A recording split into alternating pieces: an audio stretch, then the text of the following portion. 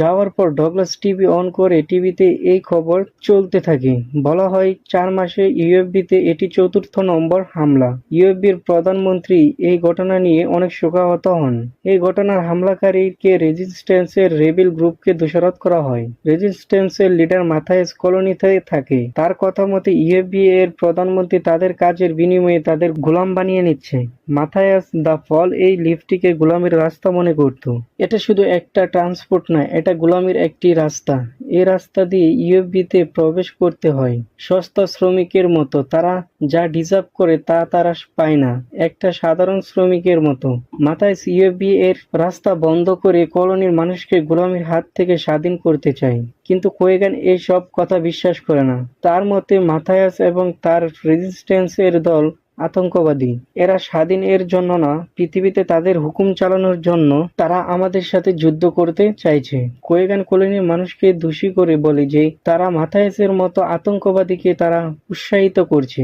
কোয়েগান যে কিছুর বিনিময়ে মাথায়াসকে ধ্বংস করতে চায়। কিন্তু মাথায়াস আন্ডারগ্রাউন্ডে থাকতো, আন্ডারগ্রাউন্ডে কোথাও লুকিয়ে থাকে।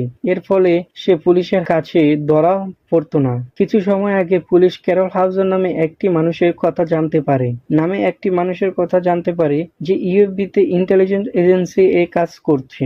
এখন সে মাথায়াসের জন্য কাজ করে এবং সে মাথায়াসের ডান হাত বলতেছিল, মনে করতেছিল বোম ব্লাস্টে হাউজারের হাত আছে। এসব রাজনীতি কথাবার্তা দূরে ডগলাস তার কাজের জন্য বেরিয়ে পড়ে। এই সময় রাস্তার একটি বিজ্ঞাপনের দিকে নজর পড়ে। বিজ্ঞাপনে রিকল নামে একটি কোম্পানির কথা বলা হইতেছিল। রিকল বর্তমান দিনে এমন একটি অ্যাডভান্স বিজ্ঞাপন ছিল, এটা মানুষের মনের ভিতরে যা কথা চিন্তা করত কিন্তু যা বাস্তবে জীবনে পূরণ হতো না। রিকল এর মাধ্যমে সুপার হিরো, সিক্রেট এজেন্ট সবকিছু হতে পারত এবং তার সকল ইচ্ছে পূরণ করতে পারত। এই স্বপ্ন বাস্তব জীবনের মতো মানুষের মনে থাকতো। মানুষ রিকল নেশার মতো ব্যবহার করত। কিছুদিন ধরে ডগলাস ও রিকল এর চিন্তা নিয়ে ভালো লাগতে শুরু করছে। প্রতিদিন এর মতো তার বন্ধু হ্যারির সাথে ফল এর মাধ্যমে ইউএফবিতে এসে পড়ে এবং ফ্যাক্টরিতে এসে কাজে লেগে পড়ে। এই ফ্যাক্টরিতে রোবোটিক্স পুলিশ বানানো হতো।